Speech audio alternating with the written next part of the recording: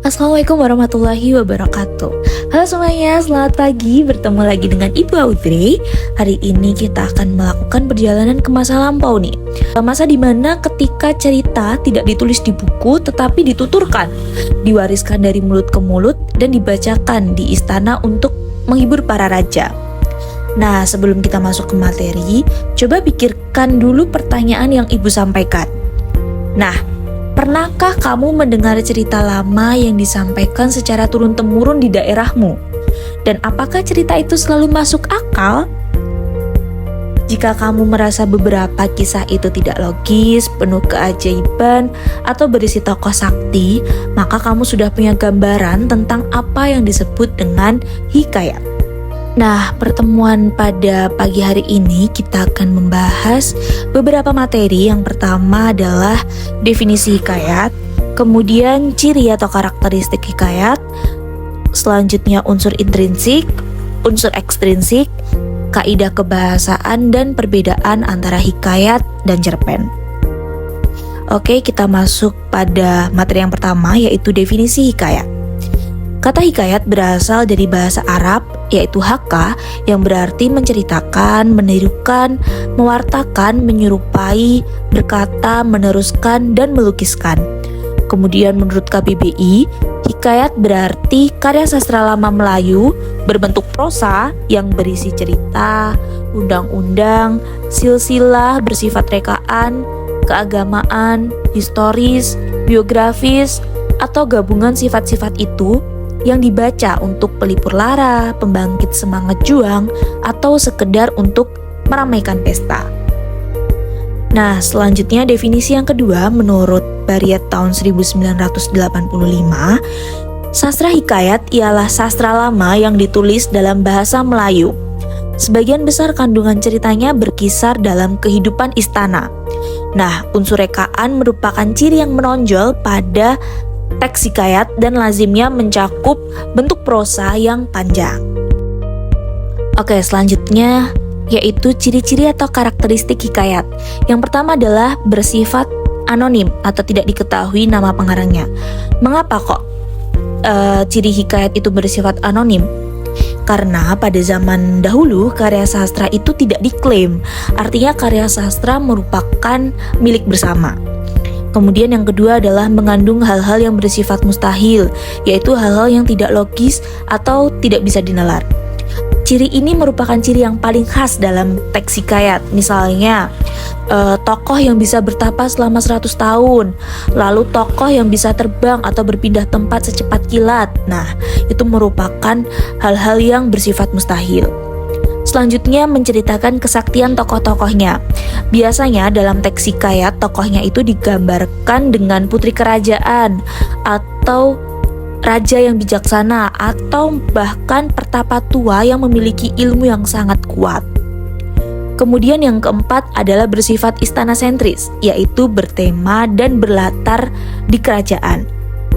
Nah, biasanya dalam teks hikayat itu ceritanya mengandung unsur-unsur kerajaan seperti istana yang megah, lalu di dalamnya ada prajurit, lalu ada perebutan tahta atau perjalanan seorang anak raja.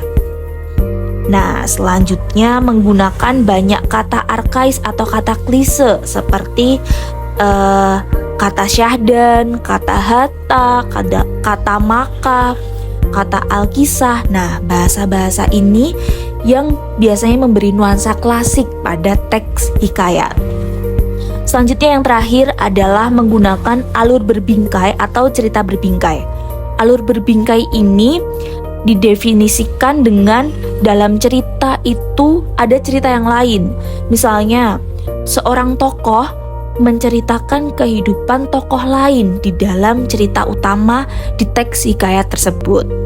Ketiga, kita akan membahas unsur intrinsik. Apa itu unsur intrinsik? Unsur intrinsik merupakan unsur-unsur yang membangun cerita hikayat dari dalam atau disebut juga dengan unsur batin. Yang pertama ada tema. Tema merupakan inti pokok atau gagasan pokok dalam cerita. Biasanya dalam teks hikayat temanya seperti petualangan seorang tokoh sakti atau kesetiaan seorang putri. Nah, Biasanya dalam teks hikayat itu temanya bersifat heroik atau keagamaan. Yang kedua adalah penokohan. Penokohan adalah teknik dalam menggambarkan karakter tokoh, baik analitik maupun dramatik. Analitik itu dijelaskan langsung oleh narator. Misalnya, ia adalah seorang yang bijaksana, itu adalah analitik. Kemudian dramatik. Dramatik itu biasanya ditunjukkan lewat tindakan. Misalnya, raja menolong rakyatnya tanpa pamrih, itu merupakan penggambaran secara dramatik. Biasanya tokoh hikayat itu digambarkan secara sempurna, kadang malah terlalu sempurna, seperti tokohnya tampan, berilmu tinggi, berhati mulia, lalu dia sakti, seperti itu. Karena teks hikayat sendiri adalah teks yang berfungsi sebagai contoh moral. Nah, yang ketiga adalah amanat.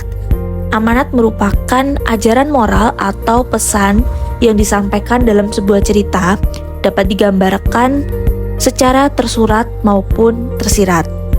Biasanya dalam hikayat sering nih mengajarkan tentang keberanian, tentang kesetiaan, hormat kepada orang tua, atau pentingnya kejujuran. Yang keempat ada alur. Alur merupakan rangkaian cerita atau disebut juga sebagai plot. Umumnya yaitu alur maju, alur mundur, alur campuran. Nah, untuk hikayat sendiri lebih spesifik. Contoh alurnya yaitu alur pedih, alur tragis, penghukuman, atau kekaguman. Yang terakhir adalah latar. Latar merupakan gambaran mengenai tempat, waktu, dan suasana yang terjadi dalam cerita. Biasanya latar dalam teks hikayat itu di hutan, atau di istana, atau negeri yang jauh. Lalu biasanya suasananya sakral, megah, begitu ya. Selain unsur intrinsik, kita juga akan mengenal unsur ekstrinsik. Apa itu unsur ekstrinsik? Unsur ekstrinsik adalah unsur pembangun dari luar cerita, biasanya berisi nilai-nilai yang ingin disampaikan oleh pengarang. Yang pertama ada nilai religius atau agama, merupakan nilai yang berkaitan dengan keyakinan seseorang. Biasanya berkaitan dengan ajaran agama ya, nilai religius itu.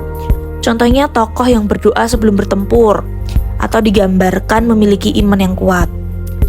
Kemudian yang kedua ada nilai moral. Nilai moral merupakan nilai yang berkaitan dengan sikap baik atau buruk. Biasanya ini berkaitan dengan perilaku manusia ya.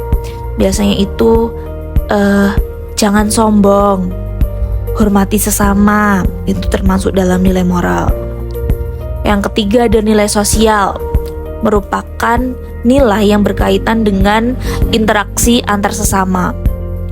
Nilai sosial ini biasanya menggambarkan hubungan antar manusia, antara raja dan rakyat, atau keluarga kerajaan, atau persahabatan dua istana, seperti itu. Selanjutnya nilai budaya. Nilai budaya merupakan nilai yang berkaitan dengan kebudayaan masyarakat. Nilai budaya dalam teks hikayat itu biasanya mencerminkan budaya Melayu ya, berisi adat istiadat, lalu bahasanya klasik, lalu struktur kerajaan. Kemudian yang terakhir, nilai pendidikan atau edukasi merupakan proses bimbingan dan pembelajaran yang bertujuan menanamkan nilai-nilai moral, etika, dan prinsip kehidupan luhur agar mereka memahami dan menerapkan perilaku baik, membentuk karakter kuat, serta memiliki arah yang dapat membimbing tindakan mereka dalam kehidupan bermasyarakat. Biasanya nilai pendidikan ini mengajarkan pembacanya untuk berani, untuk tidak mudah menyerah, untuk sabar, seperti itu ya. Itu merupakan unsur ekstrinsik. Nah, selain pengertian, lalu ciri atau karakteristik, unsur intrinsik dan unsur ekstrinsik, kita juga mengenal kaidah kebahasaan dalam teks hikayat. Dalam teks hikayat itu memiliki kaidah kebahasaan yang sangat khas ya. Yang pertama yaitu menggunakan konjungsi urutan waktu dan kausalitas. Biasanya digunakan untuk menyatakan urutan sebuah kejadian berdasarkan waktu terjadinya, baik itu sebelumnya, saat, maupun setelahnya. Pemilihan konjungsi ini sangat menentukan koherensi atau kepaduan antara makna kalimat maupun antar paragraf dalam cerita. Dalam teks hikayat maupun cerpen digunakan kata-kata konjungsi urutan waktu berupa kata-kata arkais. Itu dalam teks hikayat.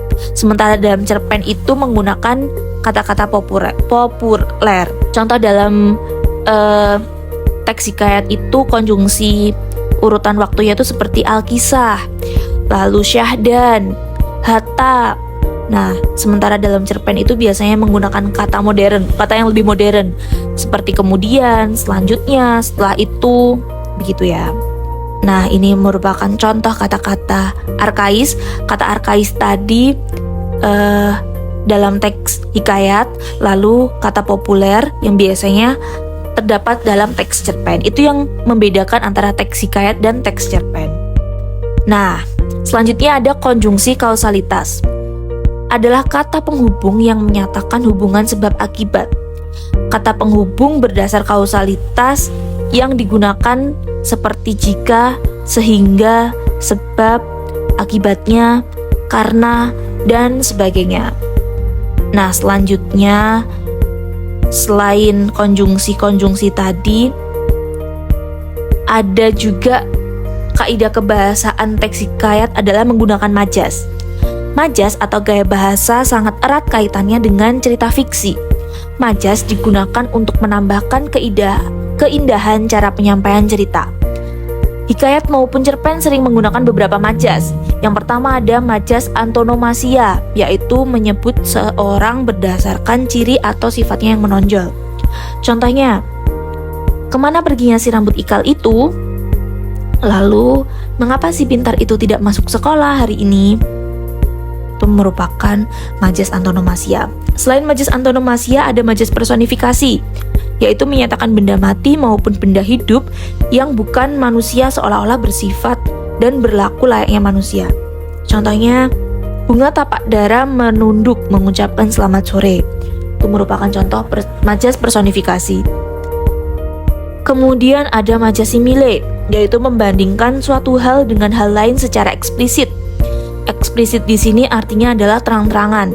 Contohnya, tersenyumlah berjuang seperti kau akan hidup selamanya. Nah, itu merupakan majas simile.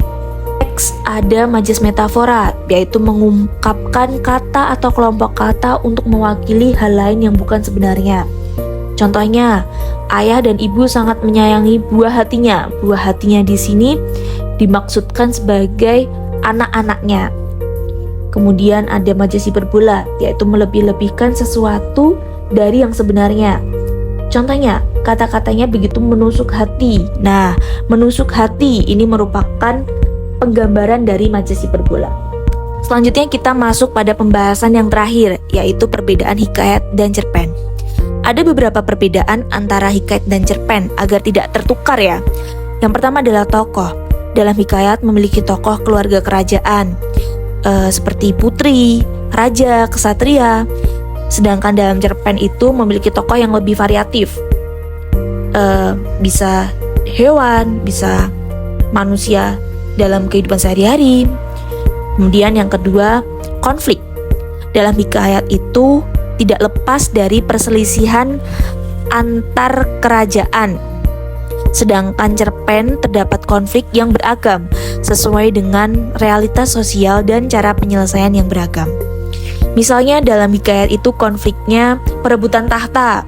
Nah, kalau dalam cerpen itu konfliknya beragam yang dekat dengan kehidupan nyata. Yang ketiga, perbedaannya terdapat pada alur. Dalam hikayat biasanya memiliki alur yang lebih kompleks, sedangkan dalam cerpen memiliki alur yang lebih variatif dan sederhana. Kemudian yang terakhir adalah sudut pandang. Biasanya dalam hikayat menggunakan sudut pandang orang ketiga, orang yang menceritakan, sementara cerpen menggunakan sudut pandang yang beragam. Biasanya dalam hikayat itu orang ketiganya serba tahu, sedangkan cerpen bebas, bisa aku, bisa dia, seperti itu ya. Nah, sekian pembahasan kita pada pagi hari ini. Jadi melalui hikayat kita bisa melihat bagaimana masyarakat zaman dahulu memahami dunia, lalu mengajarkan nilai kehidupan, dan menikmati cerita penuh keajaiban. Semoga setelah ini diharapkan kalian dapat mengenali ciri hikayat, lalu membedakan hikayat dan cerpen, dan memahami nilai-nilai yang terkandung di dalam hikayat. Sebelum Ibu tutup, mungkin ada pertanyaan? Jika ada pertanyaan, boleh ditulis dalam kolom komentar di bawah ini. Sekian dari Ibu, kurang lebihnya Ibu mohon maaf. Wassalamualaikum warahmatullahi wabarakatuh.